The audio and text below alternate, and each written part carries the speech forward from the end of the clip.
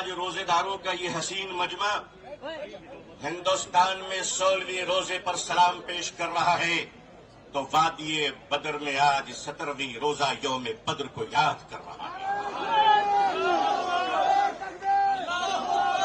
जब हक के लिए तुम उठोगे तो अल्लाह तुम्हें कभी मायूस नहीं करेगा, अल्लाह तुम्हें कभी जलील नहीं करेगा। ऐ रोजेदारों के अजीम मजमे, ऐ मुसलमानों, आप आज ये बता दीजिए कि जिस तरह इफ्तार में वक्त से पहले आप गिलास शरबत की पिया नहीं करते, उसी तरह मजमे आम में भी अपने डिसिप्लिन को कभी तोड़ा नहीं करते। नाराए तकबीर, नाराए तकबीर। मीडिया का काम है आपसे पूछना, आपका काम है बिल्कुल खामोश रहना। आप एतकाफ की नियत कर लें इंशाअल्लाह। मैं अपने मीडिया के भाई बहनों को अच्छी तरह जानता हूं, इन्हीं के बीच तो बड़ा हुआ हूं। आखिर इन्हें हम नहीं जानेंगे तो क्या ट्रंप साहब जानेंगे? इनका और हमारा बड़ा गहरा रिश्ता है। लेकिन आपको ये बता देना चाहते हैं, हम यहां लड़ने या हुकूमत को धमकाने या किसी समुदाय विशेष को ललकारने के लिए नहीं आए हैं, बल्कि जंतर मंतर पर लोकतंत्र और संविधान में दिए गए अपने अधिकार के रक्षा के लिए आए हैं।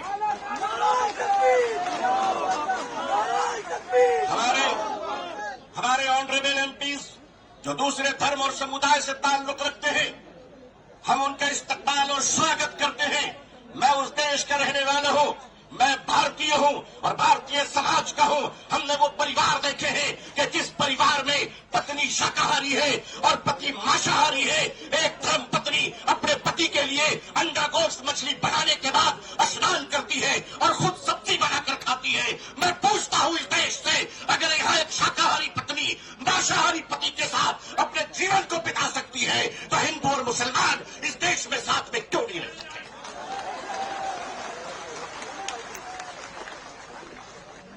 सिर्फ हमारे साथ इफ्तार अच्छा लगता है?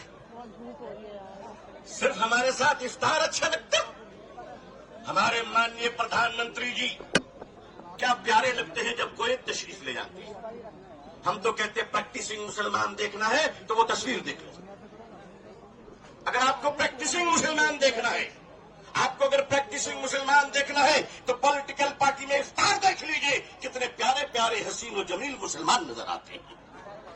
लेकिन अजीजान मिल्लत, माननीय प्रधानमंत्री जी कहा करते हैं कि हमारे जमाने में जब हम बचपन में थे तो ईद के रोज हमारे घर में खाना नहीं बनता था, पड़ोसी मुसलमान खाना भेजता था। प्रधानमंत्री जी, मुसलमान आज भी जिंदा है। आप इजाजत दीजिए, मोहब्बत से प्योर शाकाहारी खाना हम आज भी ईद में बेचने को तैयार हैं। मानिए, हमारे घर का चूल्हा बंद नहीं हुआ है, आपके दर की मोहब्बत का दरवाजा बंद हो गया है। All India Muslim personal board अपने बुजुर्गों की क़यादत में यहां आया है। हमने पढ़ा था कि शेखुल इस्लाम सर पे कफन लेकर जाया करते थे। हमने पढ़ा था कि शेखुल हिंद कफन लेकर जाया करते थे। हम मानते हैं हमने उन बुजुर्गों को नहीं देखा, मगर उन बुजुर्गों की निस्बतों से मुंसलिक ये चश्मो चराग की हिफाजत कर लो मुसलमानों।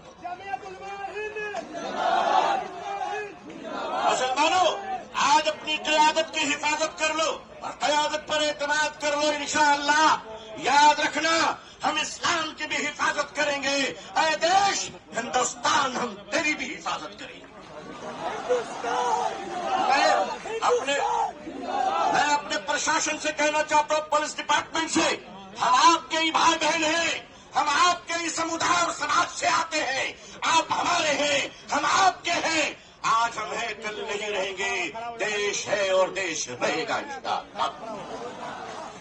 औकाफ, ये जो वक्फ की जमीनें हैं, ये बिलीवर्स की चैरिटी है, ये मुसलमानों के बुजुर्गों ने चैरिटी की है, और ये देश की जमीनें देश में रहेंगी और देश ही के काम आएगी। मैं जेपीसी को सिर्फ इतना कहता हुआ जाना चाहता हूं कि आपने बड़ी नाइंसाफी से काम लिया है, बड़ी नाइंसाफी से काम लिया है।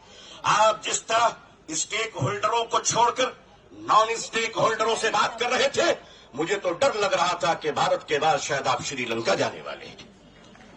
वहां पूछने वाले हैं लोगों से कि बताओ आप नेपाल जाने वाले हैं क्यों? भारत में बांग्लादेश की हसीना अच्छी लगती है, हिंदुस्तान का हुसैन भाई अच्छा नहीं लगता? नहीं अच्छा लगता? आखिर हम आपके हैं, आप हमारे हैं। आइए हम देश को एक पावरफुल शक्ति बनाएं, भारत को एक गौरवशाली देश बनाएं।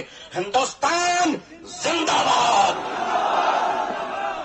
हिंदुस्तान जिंदाबाद, all India Muslim personal board जिंदाबाद, मुसलमान जिंदाबाद, इस्लाम जिंदाबाद। बहुत बहुत शुक्रिया, बहुत बहुत शुक्रिया। अस्सलाम वालेकुम रहमतुल्लाह। ये बहरहाल हम महसूस कर रहे थे कि आप लोगों को भी एक जज्बाती तकरीर की जरूरत थी, तो आपने सुना। अब मैं CPI-ML के दीपांकर भट्टाचार्य जी से गुजारिश करता हूं, जो जनरल सेक्रेटरी हैं, वो तशरीफ लाए हैं इसी प्रोग्राम के लिए, और जो उधर ऊपर चढ़ रहे हैं वो नीचे आ जाएं। आप लोग नीचे आ जाइए, ऊपर मत चढ़िए। दीपांकर भट्टाचार्य जी। शुक्रिया।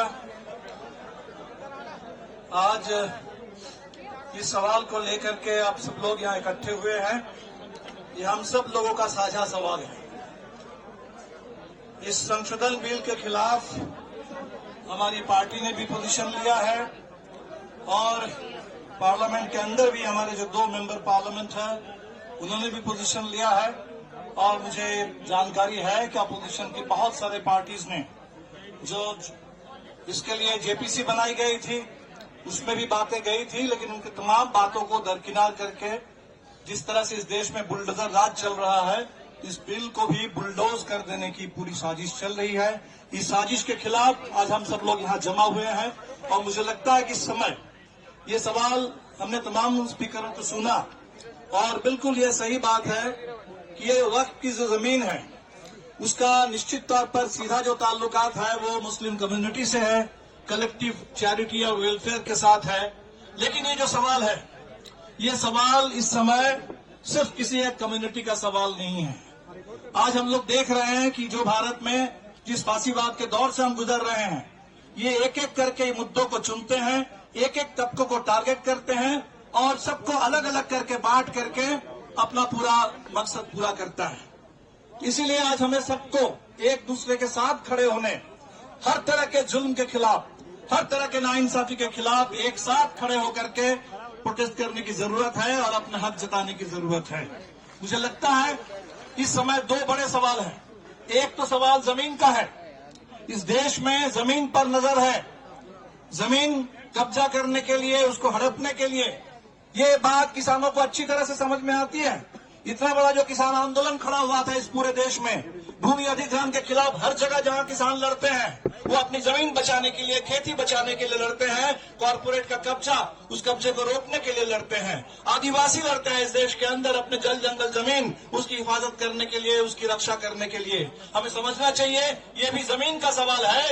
ये भले ही एक किसी समुदाय के लिए इस्तेमाल के लिए है, लेकिन ये हिंदुस्तान की जमीन को बचाने की जो लड़ाई है इस समय, मैं पूरे देश के किसानों से भी कहूंगा कि इसको जमीन के सवाल के रूप में देखिए, इसको पूरे यहाँ देश के जमीन बचाने की लड़ाई के रूप में देखिए। अगर आप अपनी जमीन बचाने के लिए लड़ते हैं तो इस समय पूरे के पूरे समुदाय के लोग जो अपनी पहचान और अपनी जमीन बचाने के लिए इकट्ठे हुए हैं, उनका साथ दीजिए। इसको जमीन बचाने की साझा लड़ाई इस देश के अंदर बना डालिए। हम कहेंगे कि हमारे कॉन्स्टिट्यूशन के ऊपर ही हमला है, ये हमारे पूरे एक स्वायत्त संस्था है। किसी भी देश के तमाम स्वायत्त संस्थाओं पर हमले हो रहे हैं, उनकी सारी स्वायत्तता छीनी जा रही है, और हर जगह स्टेट की दखलंदाजी है, स्टेट का दबदबा है इस समय। अभी हमने उत्तराखंड में देखा है, जहां पहला प्रयोग हुआ है यूनिफॉर्म सिविल कोड का, और यूनिफॉर्म सिविल कोड का जो प्रयोग वहां हो रहा है, उससे बात बिल्कुल साफ है कि बात ये करेंगे, इनको लग रहा है कि इससे हम मुसलमानों को परेशान कर देंगे, उनके हक को छीनेंगे। लेकिन परेशान कौन हो रहे हैं? इस हिंदुस्तान के हर वो सिटीजन परेशान हो रहा है जो कॉन्स्टिट्यूशन के हिसाब से अपनी जिंदगी जीना चाहते हैं। कॉन्स्टिट्यूशन में हमें जितनी आजादी मिली है, वो रिलीजियस फ्रीडम भी है, वो अपने बारे में, जीवन के बारे में फैसला करने का भी है, वो प्यार की भी आजादी है। और आज हम देख रहे हैं कि वहां रजिस्ट्रेशन के नाम पर पूरे टोटल जो एक इंडिविजुअल की लिबर्टी है, लोगों की प्राइवेट जिंदगी है, उसमें अभी पूरे सरकार की ओर से दखल देने की साजिश चल रही है। अभी इनकम टैक्स के मामले में आप देख लीजिए, इनकम टैक्स रिटर्न के मामले में वो कह रहे हैं कि आपके सारे नागरिकों के ईमेल से लेकर के आपके तमाम जो निजी चीजें हैं उस पर दखल देने की सरकार की कोशिश है। तो एक जगह हम सरकार को अगर मौका दे देंगे दखल देने के लिए, दखल अंदाजी करने के लिए, तो हर जगह घुसते चले जाएंगे और हर जगह घुस करके हमारी पूरी स्वायत्तता, इंडिविजुअल लिबर्टी, एक कम्युनिटी के अपने कलेक्टिव पहचान, उसकी आइडेंटिटी लिबर्टी, उसको खत्म करने पर ये आगे बढ़ जाएंगे। और इसीलिए हम तमाम लोगों से जो अपने अपने आइडेंटिटी बचाने के लिए, अपने अपने ऑटोनॉमी बचाने के लिए, अपने अपने कॉन्स्टिट्यूशनल स्टेटस और राइट्स को बचाने के लिए लोग लड़ रहे हैं, हम सबों से कहेंगे कि प्लीज इस सवाल को मुस्लिम सवाल मत समझिए। हमने देखा इस देश में जो सिटीजनशिप अमेंडमेंट एक्ट आया, उसको पहले शुरू में लोगों ने यही सोचा था कि शायद ये कम्युनिटी का कोई सवाल है, एक कम्युनिटी को नीचा दिखाने के लिए, एक कम्युनिटी को अलग करने के लिए किया गया। लेकिन आज ये बात इस मुल्क को समझ में आ रही है कि ये पूरे कॉन्स्टिट्यूशन के ऊपर हमला था और इसीलिए वो शाहीन बाग से जो आंदोलन शुरू हुआ था कॉन्स्टिट्यूशन को लेकर के, अपने प्रियम्बल को इस समय पूरे आजादी के घोषणा पत्र बना करके तिरंगे झंडे के साथ, इस बार हमने देखा कि आज पूरे देश में आरक्षण बचाने के लिए भी बिल्कुल उसी तरह से लोग लड़ रहे हैं कॉन्स्टिट्यूशन की हिफाजत करने के लिए। और इसीलिए बड़ी एकता की जरूरत है। हम निश्चित तौर पर आप लोगों के साथ हैं और आपने जो कहा कि एक शुरुआत है, आगे और लड़ाई है, ये अंगराई है। इस पूरे लड़ाई के हर कदम पर आपके साथ रहेंगे क्योंकि कॉन्स्टिट्यूशन का सवाल है, ये देश में इंसाफ का सवाल है, इस देश की साझी विरासत गंगा जमुनी तहजीब, उसका सवाल है, ये हिंदुस्तान की एकता का सवाल है, ये इस देश मुल्क के आगे बढ़ने के रास्ते का सवाल है। और इसीलिए आप लोगों को आज हमें बुलाया है, आपके लिए, इसके लिए मैं शुक्रिया अदा करता हूं। और इतनी बड़ी तादाद में आप लोग यहाँ जुटे हैं, आप सब लोग इस समय ये चाह रहे हैं कि लोग डर जाएं।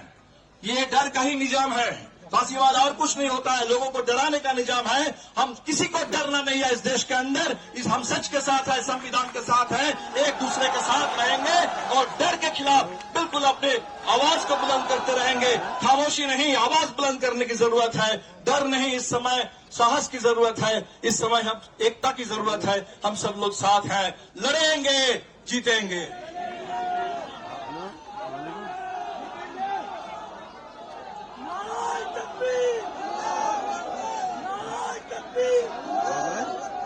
वक्त तरमीमी बिल वापस लो, वापस लो।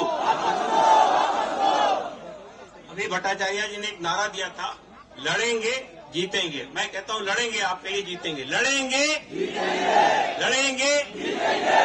दोस्तों और साथियों, भारतीय बहुजन अलायंस यहाँ के आदिवासी, दलित, ओबीसी तबकात का एक ऑल इंडिया प्लेटफॉर्म है।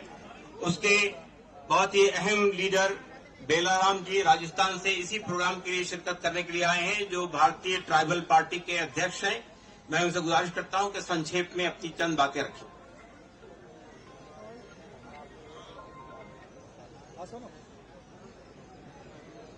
All India personal law board के जिन नुमाइंदों ने इस प्रोग्राम को आयोजित किया, मैं आप सब की ओर से और मंच की ओर से बधाई देता हूं कि ये ऐतिहासिक संघर्ष, ऐतिहासिक एक अपने हक अधिकार के लिए एक आवाज खड़ी कर रहे हैं। मैं यहाँ पर सिर्फ यही कहना चाहूंगा कि अभी मेरे पूर्व के वक्ताओं ने एक बात कही, हम भारत के लोग जो जिसे संविधान को ही हमारा धर्म मानना पड़ेगा, संविधान ने हमको अधिकार दिए हैं, उस अधिकारों की अवहेलना न हो, इसके लिए हमको एकजुट होना पड़ेगा। मैं भारत के आदिवासी क्षेत्र राजस्थान से आया हूं, मैं तो ये नारा देने आया हूं कि हम देश को, हमें सभी आवामों को, सभी लोगों को एक ही नारा देना चाहिए, संविधान ही हमारा धर्म है और इस धर्म के लिए हम कुछ भी कर गुजरेंगे। इसको रोकने वालों को, तोड़ने वालों का हम मंसूबा पूरा नहीं होने देंगे, ये कहने के लिए मैं आया हूँ। मैं यहाँ ये इसलिए कहने आया हूँ कि जैसा तिरंगे के बीच में एक निशान बना हुआ है, मेरे आदिवासी क्षेत्र के अंदर एक निशान है हमारा झंडा, जिसमें हमारे आदिवासियों के झंडे में सूरज का निशान है, चांद का निशान है और तारे का निशान है। इसका मतलब ये हुआ कि सूरज मानने वाले हो, चाहे तारे को मानने वाले हो, चाहे चांद के मानने वालों को, आदिवासियों का मूल धर्म है इन सब का सहयोग करना, रक्षा करना, सहायता करना। ये हमारा मूल धर्म है कि संविधान हमारा आगे बढ़ेगा। इन्हीं बातों के साथ में जिस तरह से ये बात आज कर रहे हैं, ये पूरे देश में आम व्यक्ति इस वक्त संशोधन बिल के विरुद्ध में आवाज उठाएंगे और हम सब इसका समर्थन करते हैं कि ये बिल वापस लिया जाना चाहिए। इन्हीं शब्दों के साथ में एक बात कह के अपनी बात खत्म करता हूं कि डूबते हुए सूरज ने कहा मेरे डूबने के बाद इस संसार को उजाला कौन देगा। तब कहीं आप जैसे टिमटिमाते दीपक ने कहा मैं कोशिश करूंगा अमन से शांति और देश के उद्धार के लिए। इसी संकल्प के साथ में हम जाएंगे। बहुत बहुत जय जोहार। मैं भारतीय ट्राइबल पार्टी का राष्ट्रीय अध्यक्ष हूँ। हमारे छोटू भाई वसावा और महेश भाई द्वारा बनाई हुई पार्टी है जो हमारे इन सब लोगों के लिए काम करने का संकल्प के साथ आगे है। और भारतीय बहुजन अलायंस बना है जिसका भी एक हमारा मिशन है जो समय समय पर हम आपके साथ बीच रहेंगे और हम सब मिलके संविधान और लोकतंत्र को बचाएंगे। क्योंकि लोकतंत्र बैठ गया है और तंत्र बैठ गया है और तंत्र पर राजनीतिक सत्ताधारी पार्टियां बैठ गई है और उसके भी ऊपर बैठ गए हैं। घटाने में भी कमा रहे हैं और समाधान में भी कमा रहे हैं और देश को आपस में लड़ा रहे हैं। हम सब सावधानी से अपने आप को कानून के दायरे में रखते हुए आगे काम करते रहेंगे। मुझे बोलने के लिए मौका दिया, बहुत बहुत आभार। जोहार, सलाम, जोहार भीम।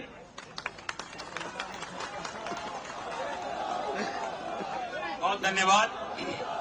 अभी हमारे दरमियान मरकजी जमीयत अहले हदीस के ऑल इंडिया सदर मौलाना असगर इमाम मेहदी सल्फी साहब तशरीफ ला चुके हैं। हमारे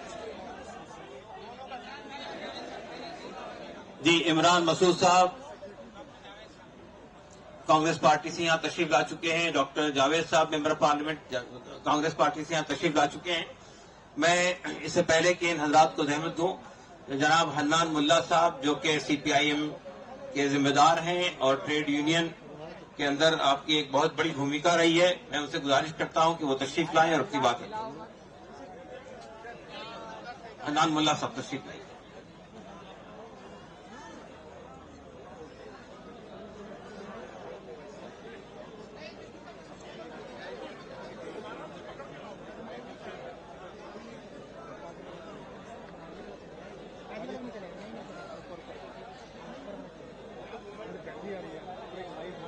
बाहर कुछ बसेस रोक रहे हैं लोग। मेरी गुजारिश है कि जो लोग आ रहे हैं उनको आने दीजिए। अब थोड़ी देर और चलेगा ये प्रोग्राम, तो जो लोग बाहर खड़े हुए हैं उनको बाहर मत रोकिए, अंदर आने दीजिए।